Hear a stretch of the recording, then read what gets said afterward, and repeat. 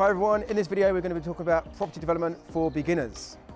Now before we watch the video, I would really appreciate it if you click the like button, subscribe to the channel and hit the notification bell to watch more videos.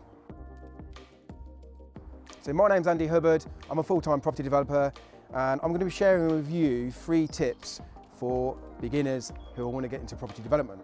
And I'm here with my good friend Robbie Dunchow from Majestic Groundworks. Yeah, and Goldbrook Homes. Goldbrook Homes. Okay, tip number 1, education. So I think for anything in life, education for most of us stopped at school, didn't it? 100%, mate. Certainly for me, it stopped way before school actually. I was not interested in education, and although I did an apprenticeship, I thought I knew it all, and I did all right out of it. But I came back to education sort of 5 years ago, and I really realised the value of it. And I spent a lot of money on my own personal development, and I realised the power of education. You know, it really is true. The more you learn, the more you earn. Yeah. So Robbie's been on my 3-day training, and he's educated himself. So before you came on that training, what were you doing, Robbie? Working too much, Andy. As you know, I was probably doing over 100 hours a week, every hour of the day, every day of the week for several years, running my construction business.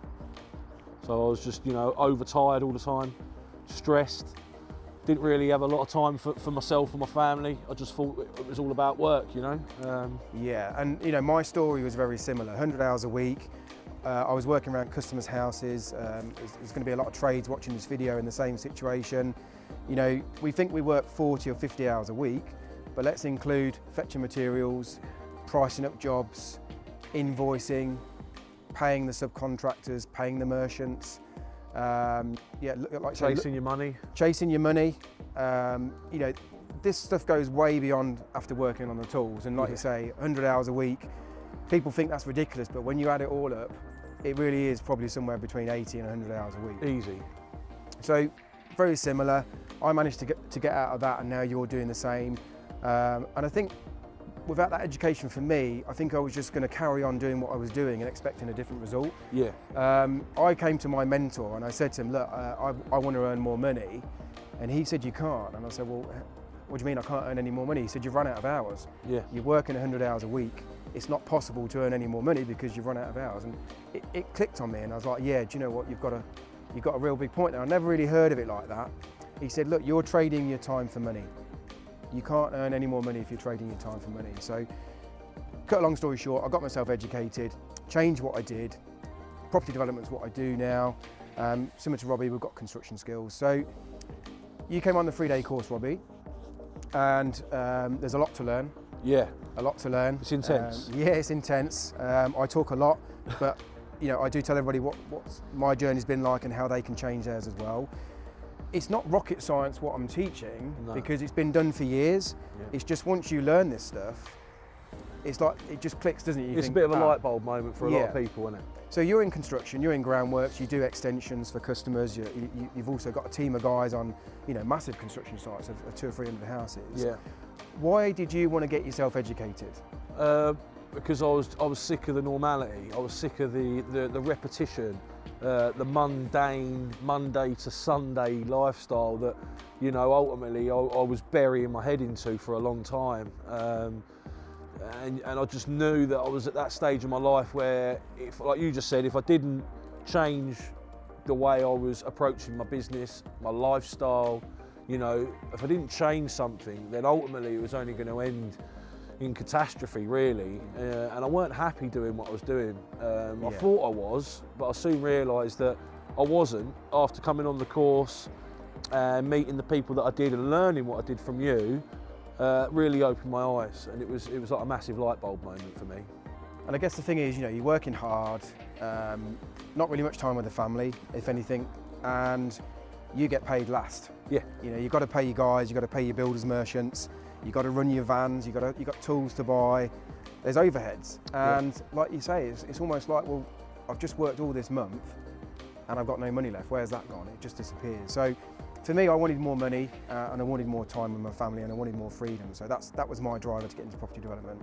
So I guess with the education, you didn't need to learn it all, but there were certainly some key gaps in that knowledge. So maybe I'm just going to throw a few things out here, but such things as maybe the planning,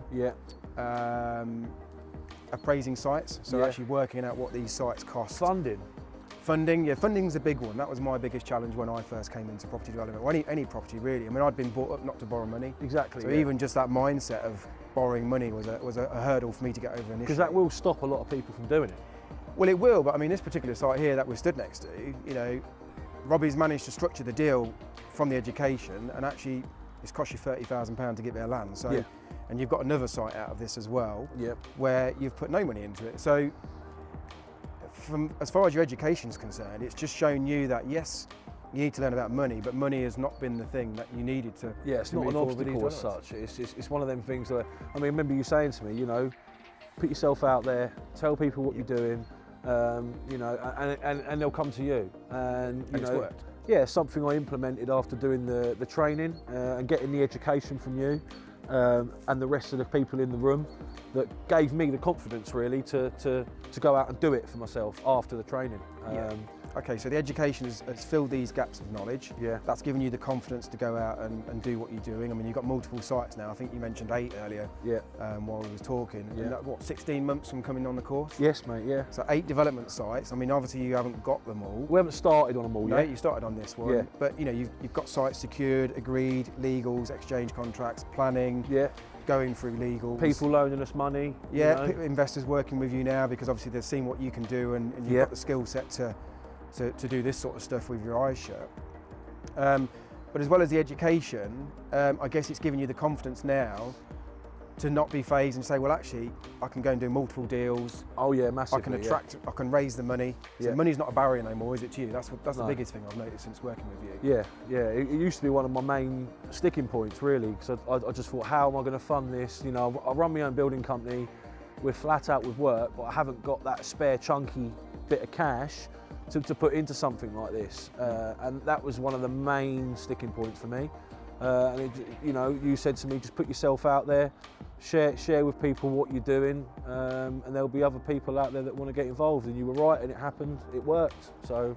And I think one of the other key things that I've seen Robbie get out of his education from coming on the 3 days was you met your JV partner there, who you're doing this project with and other projects. Yep.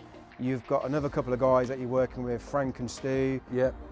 Stu wasn't there, but Frank was there, wasn't he, on that weekend as well. So you've met some fantastic joint venture partners with, you know, like-minded people. That's the key thing, that you're working with people who want to do the same thing as you, and again, that change their lives as well. Totally. So, like you say, you've got a lot of just educating yourself. Massively, and it's just changed everything. And like you say, fast forward to those 8 developments being done, you're going to be in a very different situation in life. Very different, mate, at all. And you're making a lot of changes to many areas of your life. So we're looking forward to the progress on that one. Step 2 for property development for beginners, I think the key thing for me is power team. Now, I used to do everything on my own, 100 hours a week. I would do everything. I would do my own accounts, I would do my own builds, I would fetch all the materials. I did everything, and that's why I worked 100 hours a week. Since then, I've got freedom, and that's all down to leveraging a power team.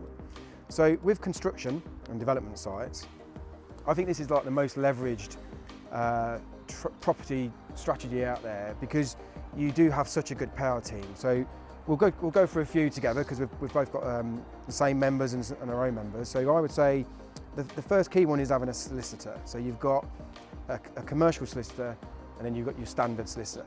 Very different. If you're just doing small developments, solicitors are okay with that. If you're doing the big structured option agreements and big commercial projects, you're going to need a different level of solicitor, and they come with different level of fees for sure. Oh yeah. But you know, the reality is the solicitor's there to protect your interest, and you get what you pay for 99% of the time. So solicitors are really key, but they're going to do all the legal work for me. I don't need to do that. They go away and do all the searches, make sure everything's correct. There's nothing going to come and bite me, you know, later on halfway through the development. So they do all that due diligence for me. That's what I pay them for. They're experts in that area, and I can leverage that expertise. And they'll just come to me with the findings and ask me to say yes or no, sign here, boom, boom, boom. So solicitors have been really good for me, and it just gives me confidence moving forward in multiple projects. The next one, should we talk about brokers? Yeah. Because I mean, you know, you said about money being a mindset barrier. So we've introduced you to my broker, Dean, and you know, you're doing deals with Dean on your funding. So what's a broker been like for you and your power team? Massively important. You know, at the end of the day, they're the ones that have got the access to the big money that you need to build with. Yeah, we've got the experience in building and construction, but that's not what we needed. You know, it was ultimately the funding we needed. So the good thing about a broker is you can send your deal off to them, so a project like this one of Robbie's, and you say, look, I've done my numbers, I've worked out my rough costings, we've allowed for utilities, planning, all the fees, and the broker will then look over that deal, and then they will go out to their marketplace and their connections. Maybe they've got some private investors or some family offices, but they will go out and raise the money for you. And depending on how much you want to borrow and how long you want to borrow it for, there's going to be different costs associated with that. Yeah. But like you say, for both of us, money was probably the biggest hurdle of us getting into property development, but once we learnt about it and had the right connections, it's almost like we're not phased about going out looking for projects now and getting them funded. Yeah, totally. So a broker's been a really key one for us. The next one is an architect. Yeah, 100%. Yep, so architects are fantastic. They're the ones that are going to be designing these schemes, taking them through planning, doing all the drawings, liaising with the local council, making sure that the building fits in with the area, doesn't upset the neighbours. For us, I think architects are great, but I think with our construction skills, we do end up stepping in a little bit and maybe value engineering the build, because architects are designers. They haven't got to pay for the thing. Yeah. As a developer, we've got to try and strike that balance between building a really nice house and making a profit. Yeah. So we'll sometimes go back and value engineer that design, but the architects are fantastic. They do a lot of work, bring a lot of value to the team. So yeah, the architects are such a valuable member in our power team. And of course, those architects are working on other developments for some other people that are looking to sell those plots of land. So sometimes these architects can actually bring us the land before they go on the market. Yeah, well, they're doing a lot of work for other people, aren't they? So if you know, tell them what you're looking for, and you've got a good relationship with an architect, then it can pay dividends in the end. I mean, we've used the same architect now on 4 different schemes. He's now given us a reduced rate on his hourly rate, so that's good because we've been using him for a while now. You know, you sort of build that rapport with someone. And once they know what you're looking for and what your tastes are, it becomes easier to work with someone like that, doesn't it? Yeah, definitely. The next one is a structural engineer. So we will use a structural engineer to work with the architect, and most of them will already have their own structural engineer anyway. But the structural engineer will design foundations. Again, we want to try and design them so that we can keep the cost down, build them structurally sound, but you know, not spend too much money on the foundations unnecessary. And they'll also design like the steel work, if you've got timber frame, anything where there's a risk and something needs to be calculated. But they do all that. Again, liaise with the architect, liaise with building control. One of the key members is an estate agent. So these are the people that are going to be able to go out and sell the properties for you, you know, when they're getting built, either selling them off plan or certainly timing it so that they sell and get maximum price for us as developers. You know, and basically get the right family involved in the house that's buying that property. And we like to sort of work out who's going to go in our properties to make sure that they're going to be a nice fit, especially if you're building multiple developments, multiple units on a development site. I think it's very important as well to have a planning consultant, someone who is familiar with, you know, new policies, legislation, something that, you know, the average person wanting to build a house is not going to know. And you're not going to know just by driving past a piece of land that it might be in a conservation area, or you know, there might be certain covenants on the land that you've got to address. And it actually worked well for us on a deal we were looking at or have obtained and got planning for two bungalows. We got refused, so we had to appeal, and by appointing a good planning consultant, he was able to overturn a decision at appeal and got us a positive outcome for the planning. So, you know, it just goes to show understanding your strengths and weaknesses as well, Andy, don't you think? Absolutely. Understanding what you're actually capable of doing and what you're not, because at the end of the day, what you're not capable of doing, someone else is. So it's just a case of finding the right people and working with them rather than trying to be a hero and doing it all on your own, don't you think? Yeah, absolutely, which brings in you know, probably one of the last members of your power team, which can be a project manager. Now this is the person that's going to be on site day to day managing the project. Now this can be yourself if you're in trades. You know, you might as well do this yourself. If you're going to run multiple sites, you might want to just employ a project manager to come in and manage those sites for you. But they bring in years of experience, they bring in all their contacts, they've got relationships with merchants and suppliers, so they can bring a lot of value to the table.